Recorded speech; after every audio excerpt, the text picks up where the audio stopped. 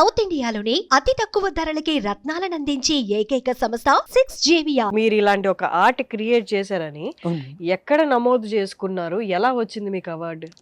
India book of record, Asia book of record, international book of రికార్డ్స్లో నాకు records వచ్చాయి. 120 అడుగుల డిఎన్ఏ స్ట్రక్చర్ ని కూడా క్రియేట్ చేశారు. 120 అడుగులు అంటే ఈ రూమ్ కన్నా చాలా పెద్దగా ఉంటుందా? 210 అడుగులు 5 ఇంచులు.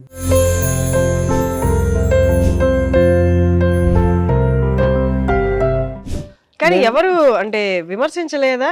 ఎవరో అవ్వలు కూర్చొని కాలక్షేపానికి చేసుకునేది సీరియస్ గా తీసుకొని ఇంత భారీ ఎత్తులో చేస్తున్నారంటే ఎవరు మిమ్మల్ని విమర్శించలేదు? ఎందుకు వేస్ట్ పని చేస్తున్నావు, చదువుకో, ఉద్యోగం చేసుకోవాలి, అలా ఏమనలేదా? మేడం కొంతమంది అన్నారు, కానీ కొంతమందికి అయితే నా మీద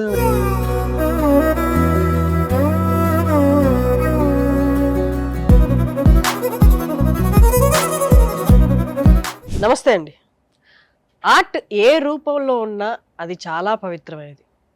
ఒకరు తన కళని ఒక మృదంగం మీదో, ఫ్లూట్ మీదో, వీణ మీదో కనుక్కుంటే ఇంకొకరు తన ఆర్ట్ని వేస్ట్లో కనుక్కుంటారు. ఎస్, వేస్ట్ నుండి కూడా ఒక ఉపయోగకరమైన, లేకపోతే మనసుకు ఆహ్లాదాన్ని కలిగించే ఒకలాంటి బొమ్మ తీసుకురావడం అన్న కూడా ఒక ఆర్ట్ అండి. మనతో ఉన్నారు ఇప్పుడు నేషనల్ అండ్ ఇంటర్నేషనల్ అవార్డ్స్ అందుకున్న ఫణీంద్ర కుమార్ గారు, waste recycle artist and is a writer as well. నమస్తే. నమస్తే మేడం. ఒకటి అంటే ఎవరు చూడలేని దాంట్లో ఒక వేస్ట్లోని కూడా మీరు ఒక కళను చూడగలిగారు. అది ఒక అద్భుతమైన విషయం. అది థ్యాంక్ యూ. మీరు నేషనల్ అవార్డ్స్ అందుకున్నారు వేస్ట్ రీసైక్లింగ్ ఆర్టిస్ట్గా అండ్ ఇంటర్నేషనల్గా కూడా. ఏంటి మీరు చేసిన రీసైకిల్ నుండి క్రియేట్ చేసిన ఆర్ట్ ఏంటి? మేడం నేను రీసైక్లింగ్ నుంచి 7 feet 7 inches, అలాగే 7 feet 7 inches height, 4 feet 7 inches width ఒక క్యామెల్ రెప్లికా క్రియేట్ చేశాను మేడం. రీసైక్లింగ్ అంటే దేని రీసైకిల్ చేశారు? ఖాళీ cigarette packets, fabric wastages, plastic bottles, empty waste covers, so ఇలా డిఫరెంట్ వేస్టేజ్ కవర్స్ అన్ని చాలా వేస్టేజ్ యూజ్ చేసి ఆర్ట్ అనేది చేశాను మేడం. ఇలాగ ఎవరైనా ఉన్నారా మీరు కాకుండా ఇండియాలో? అంటే పప్పీస్ చిన్నగా చేసే వాళ్ళు ఉన్నారు, కానీ ఇంతవరకు అయితే వాళ్ళు ఎవరు ట్రై చేయలేదు మేడం. మీరు చేసిన లెవెల్లో ఎవరు ట్రై చేయలేదు మేడం. 7 feet హైట్, అవును, 7 feet 7 inches, 7 feet 7 inches height, okay, 4 feet 7 inches width madam. Recycle అది ఎక్కడ అంటే ఇప్పుడు మీరు ఇలాంటి ఒక ఆర్ట్ క్రియేట్ చేశారని ఎక్కడ నమోదు చేసుకున్నారు? ఎలా వచ్చింది మీకు award? India book of record, Asia book of record, international book of రికార్డ్స్లో నాకు రికార్డ్స్ వచ్చాయి మేడం. ఫస్ట్ ఆఫ్ ఆల్ నేను ఈ ఆర్ట్ చేసిన తర్వాత వాళ్ళకు అప్లై చేశాను. ఎక్కడ ఎలా అప్లై చేశారు? ఆన్లైన్లో అప్లై చేశాను మేడం. ఆన్లైన్లో మీరు చేసిన ఆర్ట్ ఫోటో తీసి అప్లై చేశారా? సో గిన్నిస్ బుక్ ఆఫ్ రికార్డ్స్కి, లిమ్కా బుక్ ఆఫ్ రికార్డ్స్కి ఎలాగైతే వాళ్ళ వెబ్సైట్స్ అలాగే అప్లికేషన్ ఫామ్స్ ఫిల్అప్ చేయడానికి అలా ఉంటాయో, అలా India book of record, Asia book of record ఇలా డిఫరెంట్ రికార్డ్స్కి వాళ్ళ వెబ్సైట్కి వెళ్ళి వాళ్ళ అప్లికేషన్స్ ఫిల్ చేశాను మేడం. నా ఐడియా చెప్పాను నేను చేసిన ఆర్ట్ వర్క్ గురించి. అప్లికేషన్ వాళ్ళకు వెళ్ళిన తర్వాత వాళ్ళకి ఆర్ట్ వర్క్ ఐడియా నచ్చి నాకు రిప్లై ఇచ్చారు, మెయిల్ ద్వారా రిప్లై ఇచ్చారు. సో ఆ ప్రాసెస్ అంతా మెయిల్లోనే జరిగింది మేడం, ఆన్లైన్లో జరిగింది. ఓకే, ఇప్పుడు మీది ఏ కేటగిరీ కిందకి వస్తుంది ఈ రీసైక్లింగ్ వేస్ట్ రీసైక్లింగ్ ఆర్ట్ అనేది? వేస్టేజెస్కు సంబంధించి ఈ విధంగా రీసైక్లింగ్. సో మీకు ఇండియా నుండి ఎవరైనా కాంపిటీషన్ ఉన్నారా ఇలాగ? ఓన్లీ ఇండియా నుండి ఓన్లీ మీరే ఉన్నారా? లేదు మేడం, ఈ ఆర్ట్ అయితే ఇంతవరకు ఎవరు చేయలేదు మేడం. ఈ లెవెల్లో చేయలేదు మేడం. ఓకే, ఇంటర్నేషనల్గా ఎలా వచ్చాయి మీకు మెడల్స్? ఎక్కడ అప్లై చేసుకున్నారు? కంప్లీట్గా టోటల్గా ఆన్లైన్లోనే అప్లై చేస్తాను. ఇంటర్నేషనల్ వాళ్ళ వెబ్సైట్స్లో, అలాగే గిన్నిస్ బుక్ ఆఫ్ రికార్డ్స్ కానీ, లింకా బుక్ ఆఫ్ రికార్డ్స్ కానీ, ఇంటర్నేషనల్ బుక్ ఆఫ్ రికార్డ్స్ కానీ అన్నిటికీ ఆన్లైన్లోనే అప్లై చేస్తాను. ఓకే, అసలు ఈ కైండ్ ఆఫ్ ఒక ఆర్ట్ ఉందని, దీంట్లో నేను ఈ లెవెల్ దాకా తీసుకెళ్ళి మీరు డిఎన్ఏ కూడా చేశారు. 120 అడుగుల డిఎన్ఏ స్ట్రక్చర్ ని కూడా క్రియేట్ చేశారు. 120 అడుగులు అంటే ఈ రూమ్ కన్నా చాలా పెద్దగా 210 అడుగులు 5 ఇంచులు. 210, 120 కాదు. 120 కాదు. అమ్మో, 210 అడుగుల డిఎన్ఏ స్ట్రక్చర్. ఓ గాడ్, అమేజింగ్. ఎలా వచ్చింది ఐడియా? ఎలా మొదలు పెట్టారు? ఇలాంటిది ఒకటి చేస్తే ఇలాంటి అవార్డ్స్ వస్తాయని మీకు ఎలా అవగాహన వచ్చింది? ఫస్ట్ ఆఫ్ ఆల్ ఈ ఆర్ట్ నేను నేర్చుకోవడానికి ఇన్స్పిరేషన్ మా ఊర్లో అవ్వాలి మేడం. అవ్వవాళ్ళు ఓల్డ్ ఏజ్ పర్సన్స్ మేడం. యాక్చువల్గా ఊర్లో మాకు హోటల్ ఉండేది మేడం. మా ఊర్లో హోటల్ పక్కన ఒక చిన్న బంక్ ఉండేది. ఊర్లో ఆ బంక్లో అవ్వ చేసేవాళ్ళు అనమాట. ఏం చేసేవాళ్ళు? ఈ ఖాళీ సిగరెట్ ప్యాకెట్స్ కావచ్చు, లేదా మ్యాచ్ బాక్సెస్ కావచ్చు, వీటితో చిన్న బొమ్మలు చేసేవాళ్ళు. సో వాళ్ళ ద్వారా నాకు ఈ ఆర్ట్ వచ్చింది. నేను వాళ్ళ ద్వారా ఈ ఆర్ట్ నేర్చుకున్నాను. నాకు నేర్పించిన అవ్వ వాళ్ళు ఎవరైతే ఉన్నారో వాళ్ళకు 70 ఏళ్ళ కిందట వాళ్ళకు ఊర్లో వాళ్ళ స్కూల్లో నేర్పించేవాళ్ళండి. 70 ఏళ్ల కిందట వాళ్ళ స్కూల్లో నేర్పించేవాళ్ళు. అవును. అప్పుడు వేస్టేజ్ అంటే ఏముంటాయి? అంటే నాకు తెలిసి ఫ్యాబ్రిక్ వేస్టేజ్. లేదు మేడం, సిగరెట్ ప్యాకెట్స్ తోనే నేర్చుకున్నారంట వాళ్ళు. వాళ్ళు అప్పుడు సిగరెట్ అది బీడీల ప్యాకెట్లతోటి వాటితో చేస్తుంటారు. 70 ఏళ్ల నుండి మనకి సిగరెట్స్ ఉన్నాయా? అవ్వ వాళ్ళు అవును ఉన్నాయిగా. వాళ్ళ ఆయన సిగార్లు కదా, సిగరెట్స్ ఉన్నాయా? ఓకే. సో అవ్వ నాకు నేర్పించారు మేడం. అంటే అవ్వ వాళ్ళు నాకు నేర్పించారు ఈ పంపీస్ ఎలా చేయడం ఈ విధంగా అని. నేను ఈరోజు ఇంత పెద్ద బొమ్మలు చేయగలిగినాను, లేదా ఇంత పెద్ద డిఫరెంట్ ఆర్ట్స్ చేయగలుగుతున్నాను, రికార్డ్స్ ఇంతవరకు తెచ్చుకోగలిగానంటే కారణం మెయిన్ రీజన్ వాళ్ళే మేడం. ఎందుకంటే వాళ్ళు నేర్పించిన విధానం అనేది నాకు చాలా హెల్ప్ అయింది. పైగా నాకు ఆర్ట్ నేర్పించిన అవ్వ ఎవరైతే ఉన్నారో తనకు అప్పటికే 70 ఏళ్ళ పైన ఏజ్ మేడం. సో ఆ ఏజ్లో నాకు ఓపిక్గా లింక్ బై లింక్ చూపించడం కానీ, సో నేను ఒకసారి లింక్ చూపించిన తర్వాత మనం మర్చిపోవచ్చు కొద్ది రోజుల తర్వాత, కానీ మళ్ళీ అవ్వ అడిగితే మళ్ళీ వాళ్ళు చూపించి తను అంత ఓపిక్గా చూపించారు కాబట్టి నేను ఆ విధంగా చేయగలిగాను మేడం. ఇప్పుడు ఈ క్యామెల్ 7 అడుగుల 7 feet 7 inches ఉన్న క్యామెల్ ఏదైతే ఉందో ఆ క్యామెల్ ని మీకు రెడీ చేయడానికి ఎన్ని డేస్ పట్టింది? 8 days పట్టింది మేడం. మీరు ఒక్కరే చేశారా, ఎవరు హెల్ప్ అయినా తీసుకున్నారు? లేదు మేడం, ఒక్కనే చేశాను మేడం. ఆ ప్యాకెట్స్ కట్ చేయడం మా అమ్మ చేసేవాళ్ళు. సో కంప్లీట్ గా మేకింగ్ మొత్తం నేనే చేశాను మేడం. ఎక్కడ కలెక్ట్ చేశారు అన్ని? అంటే నార్మల్ షాపులకి వెళ్ళి కలెక్ట్ చేసుకున్నారా, చెప్పి పెట్టొచ్చారా? అంటే ఊర్లో ఆల్రెడీ తెలుసు మేడం, నేను ఈ విధంగా చిన్న చిన్న బొమ్మలు ఆ విధంగా చేస్తానని తెలుసు. కాకపోతే వాళ్ళకి నేను ఇంత పెద్దగా చేస్తున్నానని ఎవరికి ఏం చెప్పలేదు అనమాట. సో నేను వాళ్ళకు జస్ట్ ఈ విషయం చెప్పాను అనమాట. నెక్స్ట్ నేను పెద్దగా ట్రై చేద్దాం అనుకుంటున్నాను, బిగ్గా ఏదైనా ట్రై చేద్దాం అనుకుంటున్నాను, ఒకసారి మీరు కొద్ది రోజులు నాకు ప్యాకెట్స్ తీసి పెట్టండి అని చెప్తే వాళ్ళు తీసి పెట్టేవాళ్ళు. వాళ్ళు తీసి పెట్టడం, నేను కలెక్ట్ చేసి పెట్టుకోవడం. కానీ వాళ్ళకి ఏ రోజు కూడా నేను చెప్పలేదు అనమాట, నేను పలానా ఈ విధంగా చేస్తున్నాను ఆటని వాళ్ళకి ఏ రోజు చెప్పలేదు. కాకపోతే వాళ్ళు బిలీవ్ చేసి ఇచ్చారనమాట. బిలీవ్ చేసి వాళ్ళు సపోర్ట్ చేసి, ఇంకా తర్వాత కూడా సిగరెట్ ప్యాకెట్స్ అనే కాదు మేడం, అంటే వాళ్ళు ఎప్పుడు వాళ్ళ ఎంకరేజ్మెంట్ అనేది నాకు చాలా హెల్ప్ అయింది మేడం. ఎందుకంటే నేను పలానా ఆర్ట్ ఏదైనా చేయాలనుకున్నా, లేదా ఊర్లో కూడా మేము రీసైక్లింగ్ గురించి అవేర్నెస్ క్రియేట్ చేసేవాళ్ళం. రీసైక్లింగ్ గురించి కావచ్చు, అదే ప్లాస్టర్ ఆఫ్ ప్యారిస్ విగ్రహాల గురించి కావచ్చు. సో వాటి గురించి అవేర్నెస్, దానివల్ల ఎలాంటి ప్రాబ్లమ్స్ వస్తాయి, ఈ వేస్టేజ్ వల్ల కావచ్చు, లేదా ప్లాస్టర్ ఆఫ్ ప్యారిస్ వల్ల కావచ్చు, ఎలాంటి ప్రాబ్లమ్స్ వస్తాయని నేను ఊర్లో కూడా అవేర్నెస్ క్రియేట్ చేయాలని ప్రయత్నించాను. సో దానివల్ల వాళ్ళకు నా మీద నమ్మకం అనమాట. సో నేను ఈ అబ్బాయి ఏదైనా చేయగలడు అది అని. కానీ ఎవరు అంటే విమర్శించలేదా? ఎవరో అవ్వలు కూర్చొని కాలక్షేపానికి చేసుకునేది సీరియస్ గా తీసుకొని ఇంత భారీ ఎత్తులో చేస్తున్నారంటే ఎవరు మిమ్మల్ని విమర్శించలేదు? ఎందుకు వేస్ట్ పని చేస్తున్నావు, చదువుకో, ఉద్యోగం చేసుకోవాలి, అలా ఏమనలేదా? మేడం కొంతమంది అన్నారు, కానీ కొంతమందికి అయితే నా మీద నమ్మకం ఉంది కదా మేడం. ఎవరైతే బిలీవ్ చేస్తున్నారో వాళ్ళకు మనల్ని తిరిగి నేను నమ్మించాల్సిన అవసరం లేదు. ఎవరైతే బిలీవ్ చేయలేదు వాళ్ళకు మనం చెప్పాల్సిన అవసరం లేదు. మన వర్క్ ఏదైతే ఉందో ఆటోమేటిక్ గా అదే ప్రూవ్ చేస్తుంది అనమాట. సో ఒకవేళ ఎవరైనా ఆ విధంగా కామెంట్స్ చేసినా కూడా నా వర్క్ తోనే నేను చూపించాలనుకున్నాను. ఓకే, నెక్స్ట్ ఏంటి, ఏం చేద్దాం అనుకుంటున్నారు? నెక్స్ట్ స్టెప్ ఏంటి? మీకు ఆల్రెడీ ఇన్ని అవార్డ్స్, ఇన్ని మెడల్స్ వచ్చేసాయి మీకు. సో నెక్స్ట్ స్టెప్ ఏంటి ఈ ప్రాసెస్ లో? మేడం మెయిన్గా నేను ఈ రికార్డ్స్ కోసం ట్రై చేయడానికి కారణం కావచ్చు, లేదా ఈ ఆర్ట్స్ చేయడానికి కావచ్చు, మెయిన్ రీజన్ ఏదంటే రీసైక్లింగ్ గురించి అవేర్నెస్ క్రియేట్ చేయాలని నా మెయిన్ ఇంటెన్షన్ మేడం.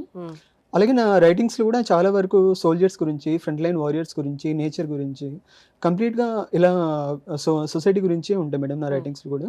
బట్ నేను రైటింగ్స్ ఎన్ని రాసినా సరే, మేము ఆర్ట్స్ ఎన్ని చేసినా, రీసైక్లింగ్ అవేర్నెస్ ఎంత చేయాలనుకున్నా కూడా, మేము ఉండేది ఒక మార్మూల పల్లెటూరు మేడం, బనంపల్లి అని. అక్కడ బనగానపల్లి, మీరు బంగినపల్లి మామిడిపల్లి. సో బంగినపల్లి మామిడిపల్లి. సో ఆ ఊరు మేడం, బ్రహ్మంగారు కాలజ్ఞానం రాసిన. అక్కడ నుంచి ఒక 25 kilometers దూరంలో మా ఊరు చిన్న పల్లెటూరు మేడం. సో అక్కడ నుంచి మాకు ఐడియాస్ ఎంత ఉన్నా, మేము ఏదైనా చెప్పాలనుకున్నా కూడా మాకు రికగ్నిషన్ లేదు, నోటబిలిటీ లేదు కాబట్టి, చెప్పాలని ఎవరు అంత ఇంట్రెస్ట్ చూపించారు కాబట్టి. సో అప్పుడు నాకు అనిపించింది మేడం, ప్రాపర్గా నాకంటూ ఒక రికగ్నిషన్ కానీ నోటబిలిటీ ఏదైనా ఉంటే అప్పుడు నేను ఎవరినైనా కలవడానికి, లేదా నా ఆలోచనలు ఎవరికైనా చెప్పి వాళ్ళ ద్వారా సపోర్ట్ తీసుకొని నెక్స్ట్ ఇంకా ఏదైనా పెద్దగా చేయడానికి ఛాన్స్ ఉంటుందని అనిపించింది. ఆ ప్రాసెస్లోనే నాకు ఐడియా వచ్చి ఈ విధంగా క్యామెల్ రెప్లికా అనేది స్టార్ట్ చేశాను మేడం. ఇది స్టార్ట్ చేయడానికంటే ముందు కూడా నేను ప్రీవియస్గా చెక్ చేశాను, ఒకవేళ ఇలా ఎవరైనా చేశారా ఆ విధంగా అని. ఎవరూ చేయలేదని తెలిసింది. సో అప్పుడు నాకు ఇంకా ఒక స్ట్రాంగ్ బిలీవ్ వచ్చింది. తర్వాత క్యామెల్ రెప్లికా చేయడానికి చాలా రోజులు ప్రాక్టీస్ చేసి నేను కంప్లీట్గా చేయగలను అని ఒక బిలీవ్ వచ్చిన తర్వాత అప్పుడు చేశాను మేడం. ఏం చదువుకున్నారు మీరు? నేను basic computer science madam. Okay. ఇప్పుడు ఊర్లలో వింటారా? ఇప్పుడు రీసైక్లింగ్ గురించి కానీ, ప్లాస్టిక్ వేస్టేజ్ గానీ, దాన్ని మళ్ళీ ఎలా రీసైకిల్ చేయాలి? ఎలా యూజ్ చేసుకోవచ్చు? అది మన ఎన్వైర్న్‌మెంట్‌కి ఎంత హానికరం ప్లాస్టిక్ అనేది మీరు చెప్తే ఊర్లో వింటారా? నిజంగా ఫస్ట్ ఆఫ్ ఆల్ నాకు కూడా అదే ప్రాబ్లం మేడం. నేను అంటే మన ఐడియాస్ ఎంత బాగున్నా కూడా హ్మ్. వినే వాళ్ళకు ఆ ఇంటెన్షన్ తీసుకురావాలి, ఇంట్రెస్ట్ చూపించాలి. మనకంటూ ఒక రికగ్నిషన్ ఉంటేనే వాళ్ళు వినడానికి ఇంట్రెస్ట్ చూపిస్తారు కదా. హ్మ్. ఈ రికార్డ్స్ ఏవైతే వచ్చిన తర్వాత వాళ్ళకు కూడా చాలా ఇంట్రెస్ట్ పెరిగింది మేడం. వాళ్ళు కూడా హ్యాపీ అయ్యారనమాట చాలా. హుహు. ఈవెన్ నాకు ఈ క్యామెల్ రిప్లికా ఏదైతే చేశానో, చేసిన తర్వాత నాకు ఎవరైతే ఫస్ట్ హెల్ప్ చేశారో వాళ్ళకే చూపించాను మేడం. హ్మ్. వాళ్ళు చాలా ఎక్సైట్ అయ్యారు మేడం. చాలా హ్యాపీ అయ్యారనమాట. ఓకే. ఊర్లో హెల్ప్ చేసిన వాళ్ళకే చూపించారు. ఫస్ట్ వాళ్ళకే చూపించాను మేడం. సూపర్. ఎందుకంటే ఇప్పుడు ఎవరు బిలీవ్ చేయనప్పుడు వాళ్ళే బిలీవ్ చేసి నాకు సపోర్ట్ చేసి హెల్ప్ చేశారు కాబట్టి వాళ్ళకి చూపించాను. వాళ్ళు చూపించిన తర్వాత ఒకసారి ఆర్ట్ చూసిన తర్వాత వాళ్ళ కళ్ళలో బ్రైట్నెస్ కానీ హ్యాపీనెస్ ఉంటుంది కదా మేడం. సో ఇలా ఇంతవరకు ఎవరు చేయలేదు కదా, మన ఊర్లో ఈ విధంగా చేశాడు, మనం చేసిన ఒక చిన్న హెల్ప్ అనేది ఇక్కడ ఇంతవరకు తీసుకెళ్ళిందని పరంగా వాళ్ళు చాలా హ్యాపీ అయ్యారు మేడం. ఏంటి నెక్స్ట్ ప్రాజెక్ట్స్ ఏంటి మీవి? ఏం చేయబోతున్నారు? నెక్స్ట్ ఒక ఆర్గనైజేషన్ తో కలిసి ప్లాస్టిక్ బాటిల్స్ ఇవి ఉంటాయి మేడం, వాటితో స్కల్ప్చర్స్ చేసే విధంగా ప్లాన్ చేస్తున్నాం. స్కల్ప్చర్స్ అంటే ఎక్కడ యూజ్ చేయడానికి స్కల్ప్చర్స్? అవి పార్క్స్ లో కావచ్చు, లేదా డిఫరెంట్ ప్రైమ్ ప్లేస్ లో కావచ్చు, అలా దాని గురించి ప్లాన్ చేస్తున్నాం. ఆర్గనైజేషన్ అంటే పెద్ద ఆర్గనైజేషన్ తో? పెద్ద ఆర్గనైజేషన్. ఒక్కసారి మనం మీకు వచ్చిన అది మెడల్స్ గురించి చెప్పండి. ఏ మెడల్స్ అని ఫస్ట్ అదేంటి? ఇది Asia book of record madam, ఇది ఇండియా బుక్ ఆఫ్ రికార్డ్, అలాగే ఇది క్యామెల్ రిప్లికాకి వచ్చిన international book of records madam. ఇది డిఎన్ఏ మోడల్కి వచ్చిన international book of record. Okay. So ఈ 4 రికార్డ్స్ వచ్చాయి. నెక్స్ట్ ఇంకా ఏదైనా బిగ్ గా ట్రై చేసి నెక్స్ట్ అంటే ఈ జర్నీ అయితే ఆగదు కదా, నెక్స్ట్ ఇంకేదో పెంచుకుంటూ వెళ్తూ ఉంటారు కదా. నెక్స్ట్ మీ రికార్డ్ మీరు బ్రేక్ చేసుకోవడానికి ఏం ప్లాన్ చేస్తున్నారు? లేదు మేడం, యాక్చువల్ గా నేను ఎప్పుడు కూడా రికార్డ్స్ కోసం ట్రై చేయలేదు మేడం. నాకు ఆ టైంకి ఆ సిచ్యువేషన్ మనకు రిక్వైర్మెంట్ అన్నప్పుడే నేను ఈ విధంగా చేశాను మేడం. అసలు నాకు రికార్డ్ ఐడియా ఎందుకు వచ్చిందంటే కూడా, ఎందుకంటే ఫస్ట్ అంతకుముందు కూడా మేము రీసైక్లింగ్ గురించి అవేర్నెస్ క్రియేట్ చేయాలని కావచ్చు, లేదా ఇంకా వేరే ఆలోచనలు ఏదైనా కూడా చేయాలని ప్రయత్నించినా మెయిన్గా రికగ్నిషన్ అనేది ల్యాక్ ఆఫ్ రికగ్నిషన్ మాకు ప్రాబ్లం కాబట్టి, అప్పుడు ఏం చేయగలను, ఏం చేస్తే బాగుంటుంది అని అనిపించినప్పుడు నాకు ఈ రికార్డ్ ఐడియా వచ్చింది మేడం. వచ్చిన తర్వాత అప్పుడు ఇప్పుడు మీకు రికగ్నిషన్ వచ్చింది, మీరు అనుకున్నది మీరు సాధించారు. ఈ రికగ్నిషన్ తో ఏం చేయాలని, ఇంకొంచెం అవేర్నెస్ క్రియేట్ చేయాలన్నా వేస్ట్ గురించి, what is your aim? So next project ఈ విధంగా చేస్తున్నామని చెప్పాను కదా మేడం, ప్లాస్టిక్ బాటిల్స్తో స్కల్ప్చర్స్ చేస్తున్నామని చెప్పాను కదా మేడం. అది ఒక జస్ట్ ఆర్ట్లాగా కాకుండా అటు నేచర్కి హెల్ప్ అయ్యే విధంగా కొద్దిగా యూనిక్గా ఉండాలి, కన్విన్సింగ్గా ఉండాలి. సో ఇలా డిఫరెంట్, ఇంకా అంటే ఇంతకుముందు చూసినాం అనిపించినా కూడా, ఈ ఆర్ట్ ఇలా చేశారు అనిపించినా కూడా దాంట్లో ఒక చిన్న స్పెషాలిటీ, యూనిక్నెస్ కనిపించాలి, ఆ విధంగా ప్లాన్ చేస్తున్నాం మేడం. ఓకే. సో మెయిన్గా ఎలా అంటే ఆ ప్రజల్లో మేము కూడా రీసైక్లింగ్ చేయాలనే ఇంటెన్షన్ తీసుకురావడం కానీ, లేదా రీసైక్లింగ్ గురించి ఇంకా తెలుసుకోవాలనే ఆ ఇంటెన్షన్ తీసుకురావాలనే ప్లాన్తో వర్క్ చేస్తున్నాం మేడం. Super, amazing. సో ఈ సుమన్ టీవీ ద్వారా నేను నాకు హెల్ప్ చేసిన ప్రతి ఒక్కరికి నేను థ్యాంక్స్ చెప్పాలనుకుంటున్నాను. ఈరోజు నాకు ఈ రికార్డ్స్ వచ్చాయన్నా, నేను ఆర్ట్స్ చేశానన్నా, లేదా ఇంతవరకు రాగలిగానన్నా మెయిన్ రీజన్ నా ఫ్రెండ్స్, నా ఫ్యామిలీ, నా చుట్టూ ఉన్న వాళ్ళు మేడం. సో వాళ్ళు లేకపోతే నేను ఇక్కడి వరకు ఇవన్నీ చేయగలిగేవన్నీ కాదు. నాకు ఆర్ట్ ఎంత ఉన్నా, లేదా నాకు ఐడియాస్ ఎంత ఉన్నా కూడా అది బిలీవ్ చేసి సపోర్ట్ చేసే వాళ్ళు ఉంటేనే ఏదైనా చేయగలిగాను. సో అలా లేకపోతే నేను ఐడియాస్ అనేవి అలాగే ఉండిపోయేవి. సో మెయిన్గా నా ఫ్యామిలీకి, ఫ్రెండ్స్కి, నా చుట్టూ ఉన్న వాళ్ళకి, ఊరు వాళ్ళకి థ్యాంక్స్ చెప్పాలనుకుంటున్నాను. సో విన్నారు కదండి, ఒక చిన్న ఊరు నుండి పెద్ద గొంతులా మారాలి అనుకున్నారు. ప్లాస్టిక్ అనేది మన ఇండియానే కాదు, ప్రపంచం అంతా ఎదుర్కొంటున్న సమస్య. ఎక్కడ పడితే అక్కడ అది ఉండిపోయి దాని ద్వారా నదులు బ్లాక్ అయిపోయి వరదలు వచ్చేసి ఊర్లలోకి నీళ్ళు రావడం, అలాగే అది చాలా హెల్త్ హజార్డస్. అంటే ప్లాస్టిక్ దీర్ఘకాలికంగా యూస్ చేస్తూ పోతూ ఉంటే అది మన మీద ఎలాంటి ఆరోగ్యపరంగా ఎలాంటి ఇంపాక్ట్ క్రియేట్ చేస్తుందో ఇప్పటివరకు మీ అందరికి అవేర్నెస్ ఉండే ఉంటుంది. ఇక మీదట కూడా చాలా తీవ్రంగా మారబోతుంది. దానికోసమే చాలా ఇండస్ట్రీస్ ముందుకు వస్తున్నాయి. మనలాంటి వాళ్ళు కూడా ముందుకెళ్ళాలి. ఈ ప్లాస్టిక్ ఇప్పుడు దాకా ఉన్నది చాలు, దాన్నే రీసైకిల్ చేసి దాన్ని ఎలా వాడాలి, ఎలా వాడకూడదు అన్నది రీక్రియేషన్ అండ్ అవేర్నెస్ క్రియేట్ చేస్తూ ఉన్నారు. దానిలో భాగంగానే ఫణీంద్ర కుమార్ గారు సో చిన్న ఊరు బనగానిపల్లి అనే ఊరు నుండి వాళ్ళ గొంతు వినిపించడానికి ట్రై చేశారు. అందులో భాగంగానే ఈ వేస్ట్ రీసైక్లింగ్ ఆర్ట్, దాని ద్వారా తను చాలా అవార్డ్స్ కూడా పొందాడు. Thank you so much Phani, చాలా దూరం వచ్చి ఇది అందరికీ తెలియాలని ఒక అవేర్నెస్ క్రియేట్ చేశారు. Thank you so much. అందరికీ నమస్కారం. నా పేరు ఫణీంద్ర కుమార్. నేను ఒక రీసైకిల్ ఆర్టిస్ట్ని, అలాగే రైటర్ని. మేము పవన్ కళ్యాణ్ గారిని కలవాలని ఎప్పటి నుంచో ఎన్నో రకాలుగా చాలా ప్రయత్నాలు చేస్తున్నాము. ఎందుకంటే ఇలా నేచర్ కోసం ఎవరైనా ఒక మంచి కాస్ట్తో వర్క్ చేస్తున్నారంటే అది ఆయన దృష్టి వరకు వెళ్తే ఆయన పిలిచి అభినందించడం మాత్రమే కాకుండా ఆ ఆలోచనలని ఆ ప్రయత్నాలని అనుకున్న విధంగా ముందుకు తీసుకెళ్ళి అవి సక్సెస్ అయ్యేలా చేయడానికి ఆయన ఎప్పుడూ సపోర్ట్ అందిస్తున్నారు, చాలా హెల్ప్ చేస్తున్నారు. నాకు ఈ అవకాశం ఇచ్చిన సుమన్ టీవీ వారికి చాలా చాలా థ్యాంక్స్. మీ అందరి సపోర్ట్ అందించండి ప్లీజ్. నేచర్ కోసం, సొసైటీ కోసం మేము చేస్తున్న ఈ ప్రయత్నాలను సక్సెస్ అయ్యేలా చేయడానికి మాకు ఎలాగైనా హెల్ప్ చేయండి.